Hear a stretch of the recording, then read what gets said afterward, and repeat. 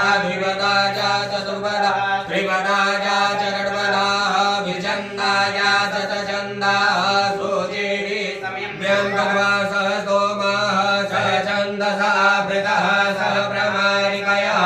तदेव्याः पूर्वे काम्बन्दामनुदशरीर अन्यबाले वीरेरद्यो नरस्मिन्ना च जाग्रतो धोरमुदैवन्तदसप्तशतदैवैति धोरङ्गमं ज्योतिगं ज्योतिरेकं तन्मे मनः शिवसङ्कल्पदोषेण कर्माण्यवसो मणिजिनो जनेन नगवद्विगदति कुधीराजपूर्वं च मन्तः प्रयाणां तन्मे मनः शिवसङ्कल्पदो चतुर्ज्ञानमुदचेतो धरिजज्योतिरन्तरवृतं प्रजातो यस्मान्नरिते किञ्चन कर्म क्रियते